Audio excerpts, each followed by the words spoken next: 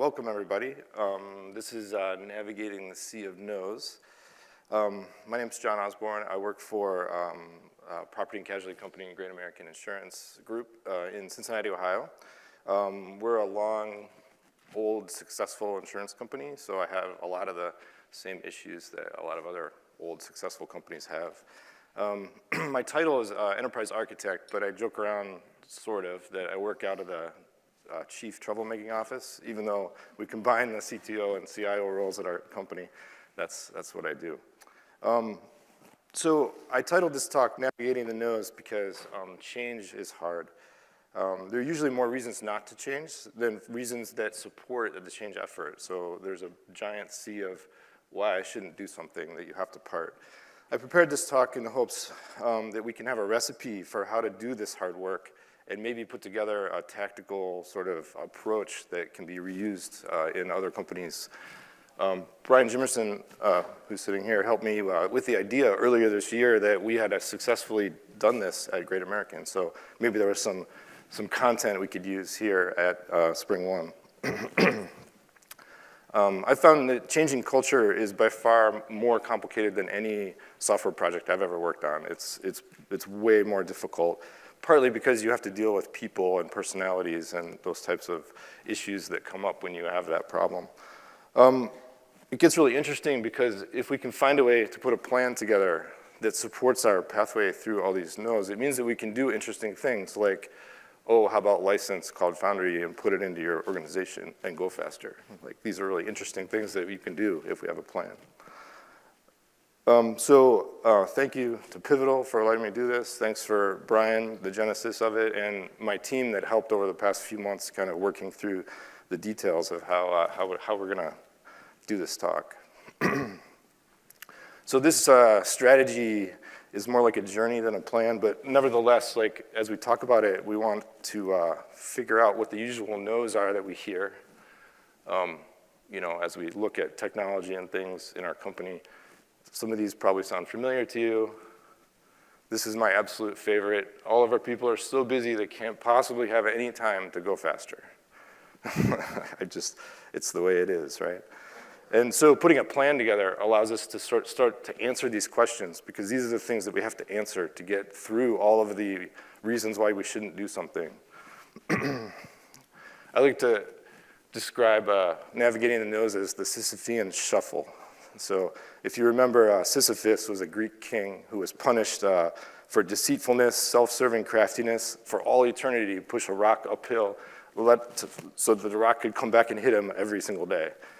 I'm not suggesting you be deceitful or self-serving, but you will need to be crafty as you try and navigate no's. It's not straightforward, and you can't just sort of attack things head on. Sometimes you have to be a little thoughtful about how to approach different problems. In fact, if you're like this guy, you feel like this guy, you're probably doing it the right way, right toward the edge there. So as we put on our shoes to push our rock up the hill, we realize that not having Cloud Foundry is like running without shoes. But you don't actually realize it until you get Cloud Foundry. Because as we talk about the platform part of this journey, we want to put on our running shoes, which Cloud Foundry actually is. It helps us go faster and it helps us be better. We didn't actually know this until we had it in-house and started to do things literally in minutes that would have taken weeks. Just the other day, we did some things that were amazing. The team is blinded now because they're so used to going fast that they have their shoes on and don't even realize it. If you go to Pivotal Labs, then they do this to your shoes, like we did. And you go 10 times faster than you thought you could ever go. But I don't really want to talk about a lot of technology, except that if we're talking about shoes, this is really what Cloud Foundry is, right? Containers of shoes, right?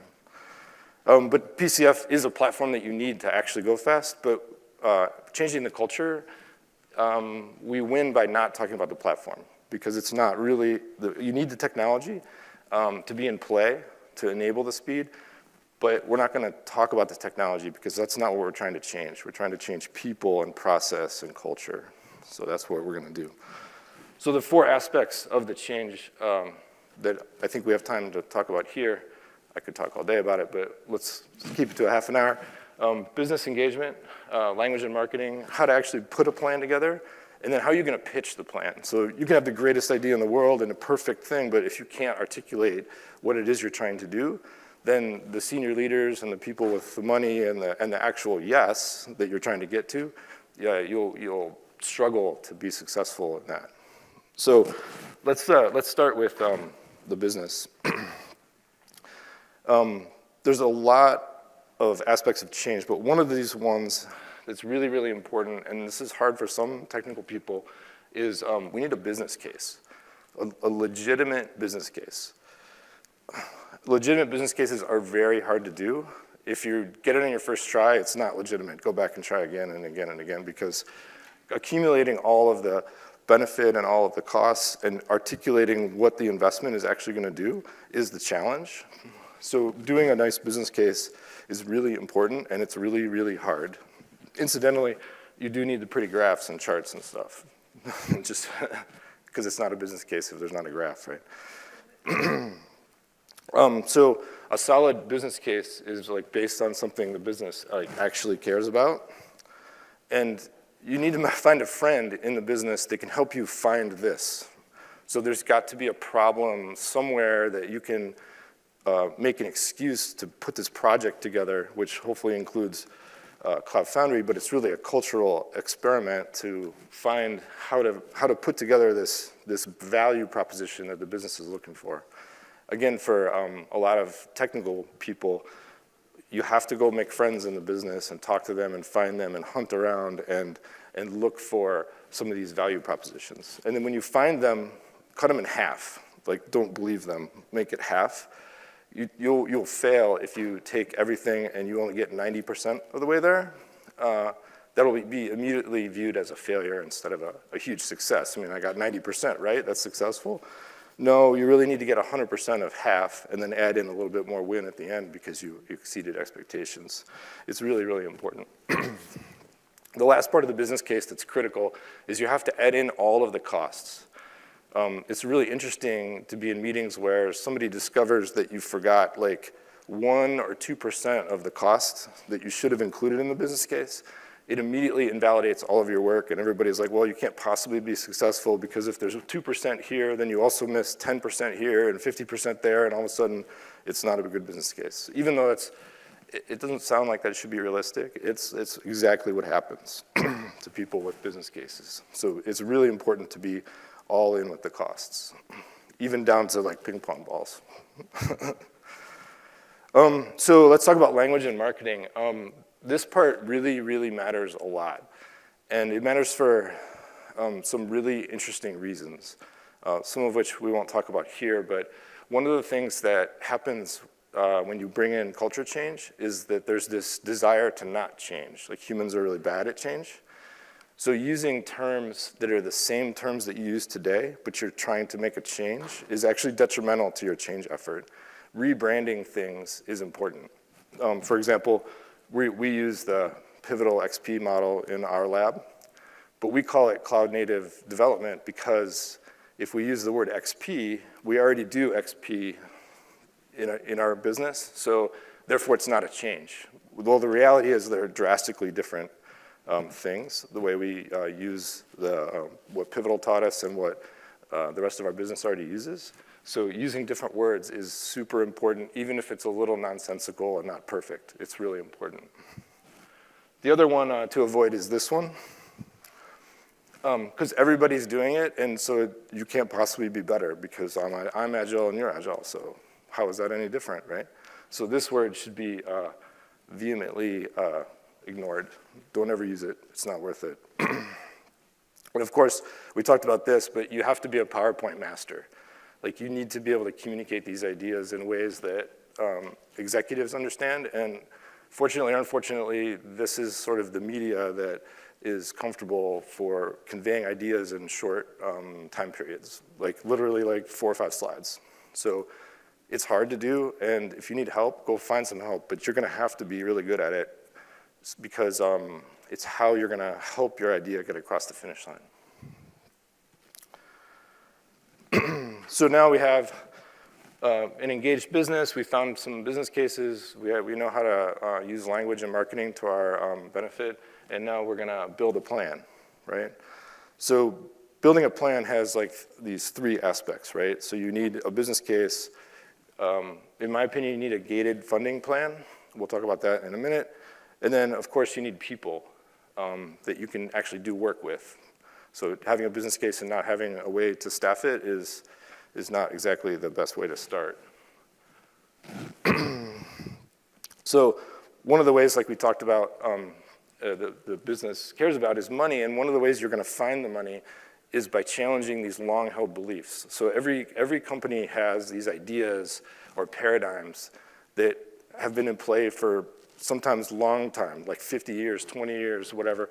These long-held beliefs, sometimes if you challenge them, will unlock savings or new markets or new potential for change. And the reason they're important is most people ignore them because it's just the way it is. Like, well, of course this is the way our business works because this is always done this way. Finding those and challenging them is really critical because you're gonna find money there and you're going to find opportunities that you wouldn't have normally found if you just played by the rules.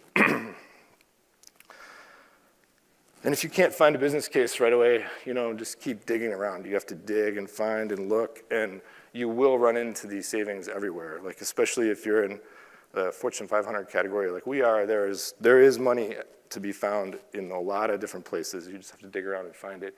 But don't do this part. Don't dig yourself into a hole, and if you get in a hole, stop digging. Go find a different one to go dig in. It's important to be data-driven. Again, back to the business case. Data has a way of taking the energy out of some emotional discussions. And when you have data, now you can turn that into your business case and actually have things that can be argued about and challenged, but eventually you can agree on the data so that you can move forward. Just saying I like or don't like, it doesn't work if you're trying to sell a new idea, particularly culture change. Also, don't fight the data. I had a conversation with a colleague who was adamant that I was wrong, that they were going 220% faster. It was 215% faster. I must have done the math wrong, I don't know, my bad. But don't fight the data. So now I have a list of projects and I can choose a leading candidate. Incidentally, you need a list of projects, not just a project, because for whatever reason, people like to cross things off the list because it makes them feel better that they got to a decision, right? You're giving them the ability to make a choice instead of yes, no, right? And then, so when you have a list of projects, you're not gonna be the one that gets to make the decision of which project it is. It's gonna be your leadership team or your CIO or whatever your decision mechanism is, but that's okay. Well, you have to be okay with whatever they pick. In my case, we had a business case for a project that was amazing. And then they said, okay, great, but we're gonna do this other project without a business case. So, okay, fine, let's go do it, no problem. The point was that we had justified the culture change and the platform and and because of the justification was there, we were able to go ahead and execute on something else, not really worrying about the return on investment. We were really worried about the outcome of the project, not necessarily the money at that point. So the point is just go with it. Now this gated funding concept is really important. When you're funding a project, in the traditional way, you have a giant pot of money and say, here's all my requirements and we're gonna go spend all this money and then we're gonna be done. The challenge there is that there's no opportunity to stop the culture change journey if it's not working out, right? So having a gated funding plan means that you can divide up the project into different steps. And that has two important components. One is whoever's funding it, maybe your CIO, maybe some business leaders, whoever's funding the project, it feels like it's lower risk because now I can stop funding at any point in time and I can pack up and go home and I'm not out a whole bunch of money, like a big pile of money. It could be a smaller amount. It also serves the purpose of giving other people hope who are like maybe don't want you to do your project because the hope is there that the project might get, canceled halfway through because I have this gated funding plan. So the important point is having the gated funding plan lowers our risk and it keeps the projects less threatening to people. Now let's talk about team people, right? So where are you gonna find people for your team? In my opinion, energy and the desire to do it is really important, but also teams need to be career and skill diverse, right? So I need people who are young career, mid-career, late career, and I need diversity of skill sets too. The important point here is that when your project is successful and people look at your team and they see a whole bunch of rock stars on it, then the excuse comes out of like, well, you took all the top developers, of course you were successful, right? The point is, if you build a team that anybody in your company can relate to, then somebody can look at your team and go like, oh, I'm like him, or I'm like her, or I was a .NET developer, and now he was, and now he's doing Java. Maybe I can do it. The point is having a team dynamic and a team structure that the rest of the organization can see themselves in goes a long way toward generating buy-in that you're actually being successful and you're not cheating by using all your best resources. I find it really, really important to avoid naysayers like the plague when you're starting out. The reason is they're always gonna look for the negative things, and they have friends in the business or in IT or whatever, and they're always complaining about, oh, maybe breakfast isn't good, or the ping pong balls are terrible, or like all this stuff, right? But it's all negative. So we like to avoid those people at all costs. At Great American, when we staffed our first project, we used, excuse me, the volunteer model, because we wanted excited people who wanted to change and who wanted to be there and who wanted to do it. I was lucky that we could get people from all over the IT organization, operations included, on the team. It was a fantastic success for us. Pairing is really good with people who are exciting. It makes it a lot more fun. And some of my team is here, and you can talk to them after if you're interested. Oops. So we've gotten this far, and now we're ready to do a pitch, right? So we have our idea, we have our culture change plan, we know how to select a team, and now we need to actually like figure out how to get this across the finish line. Like, how do you sell it? How do you pitch it? And there's four key concepts that I find that have to be in the pitch, or else you're gonna be doing it over and over again until you get them in there. One of which is you have to talk about risk. So what bad could happen? What if I'm not successful? Like, am I gonna get fired if it doesn't work? Like, all of these questions need to come out somehow in the pitch, because the people who are making the real decisions and who have the money actually care about risk. They wanna know, what's the chances that my investment is not gonna be there at the end, or the return won't be there. You have to talk about people. We just talked about the volunteer model, but how are you gonna staff it? What are the impacts gonna be to other projects in your organization, because you're taking people from all over the place and assembling this team? Like, what's gonna happen there? How are you gonna measure the project? This is really, really important. So if the journey includes Cloud Foundry, and you're saying you're gonna go faster, and you're gonna develop more software, and you're gonna do it more quickly, well, how are you gonna know that that's actually true? What are you gonna compare this new journey with against something old, or something you were planning on doing the old way? How are you gonna measure that so that you know that at the end, if I scale up, I'm actually gonna achieve some value? Presumably you're starting with something small and relatively low risk, but what if I choose to scale? Is it actually gonna scale up? Measuring important things, or measuring the right things, is really important. For us, we were lucky that we had an old, or a project plan already laid out for a piece of software. So we used that as our measuring stick against the current execution. And it played out that we were right. We go faster, we save money, et cetera, et cetera. Of course, in the pitch, you also need budget numbers, right? So you have to say all the costs. Here's what it's gonna cost, here's the return, and here's the all-in gated funding plan that goes with it, right?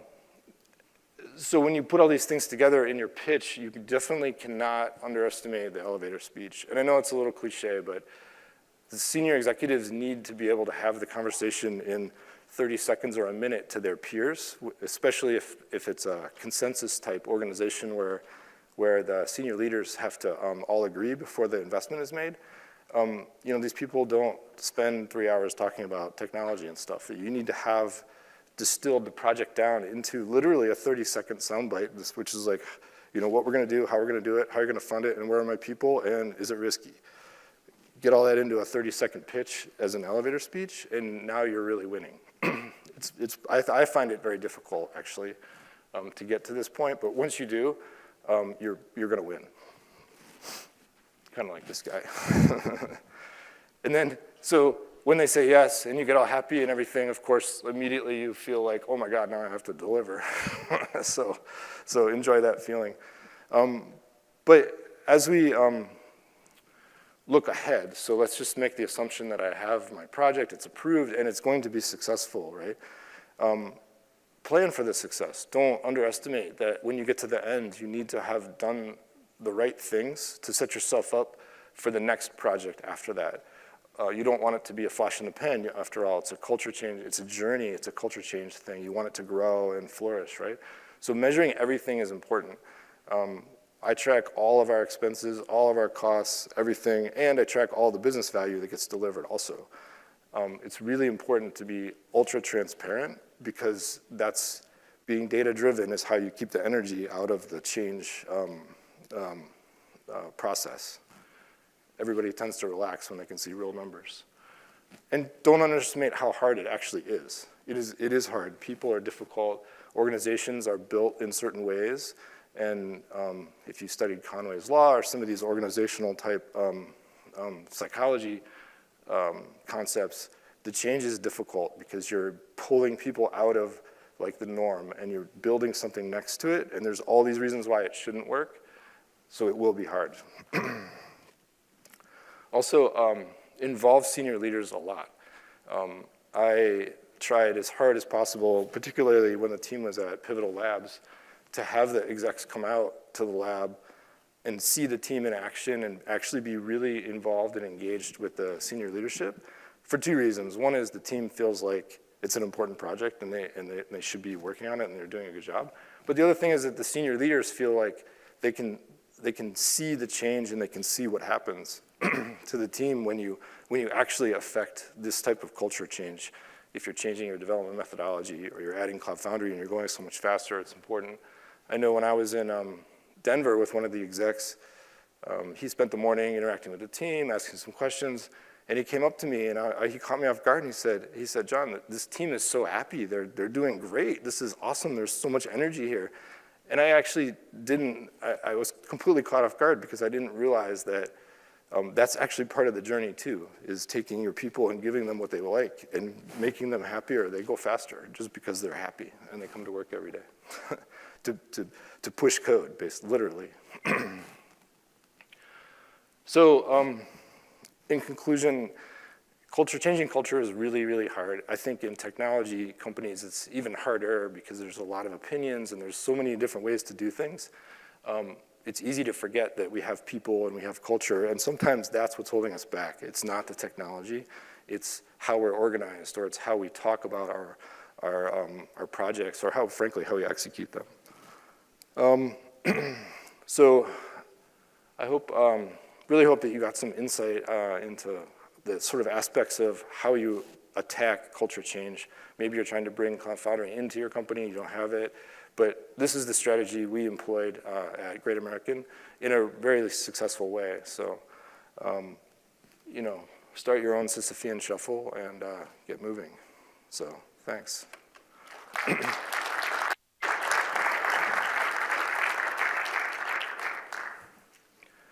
I think I have time for a couple questions if anybody has one. Go ahead. I think she has a microphone. Just because we're recording, if you could wait till I bring the mic over. Thank you. So I apologize if you said and I just skipped over it. What was the biggest or one and two drivers to cause you to want to change the culture? Like, were people unhappy? Was management unhappy? Where were you? The basic genesis was IT needed to deliver faster. So, over the years, the pace of delivery just wasn't meeting the business need. So we wanted to find not like a small increase, but how do we radically change the way we enable our business partners? Yeah, total step change. So it's not like optimizing an existing process. It's more like, if I build something new, can I double the throughput? Can I do twice as much with the same number of people? Mm-hmm. Yeah. So, so we came up with a solution, which is Pivotal Labs, Cloud Foundry, and a total culture change in the way we operate or way we build software. Any other questions?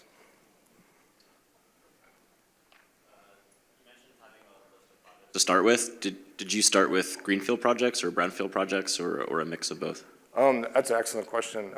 We had all of the above. And the reason for that is you definitely need, brownfield and greenfield projects are going to test different things. So you have to explore all of those until you find the right project. And the right project isn't going to be the biggest one. It's not going to be the smallest one. But there's going to be a project in there somewhere that hits on the right team size, that spends the right amount of money. If it fails, it's not like a disaster. And if it's successful, people can believe it, right? So that's why the list is important, because your first idea is probably not the right idea. Good question.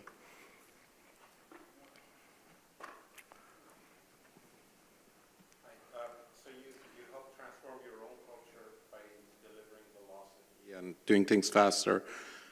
Have you found your business has also been transformed now, or no? Yeah. Or are they still old school and do things, because you said they make me still write business cases, they still gate me. That doesn't sound like they've transformed much. So it's really interesting. We're in the process of changing how the business and IT work together. So like product management, we're trying to make that a part of the leadership track for business people. Like you have to learn how to build some software before you can be the investment person to decide what you should or shouldn't do with technology dollars. So that's one thing we are trying to change. But the changes go really deep. So if you look at the way we do finance, the way we do all kinds of these different other business area activities, all of those will eventually have to change. But you can't do it all at once, right? So we're in the beginning stages of let's deliver some software faster, and then let's grow it from there. And I think the line between IT and business is going to get very gray and very wide. So, good question. Anything else? Great. Well, thank you very much. I appreciate it. Oh, you have a question? Go ahead. We're at the front. Oh, my bad. Thank you. I'd love your tips on how to select that initial team. Do you have any experience you can share in terms of how you then scale beyond that initial team and bring sort of the change in the model across a broader swath of the organization? Yeah, that's a great question. So I follow the sort of the model of let's keep doing what works until it doesn't. So I expect to keep using the volunteer model as much as we can up until we run out of volunteers, and then we'll have to figure out what to do from there. So I don't think there's an end to that, frankly, but I would just keep doing it because it worked. So any other questions? Great, thanks. Have a great rest of the conference.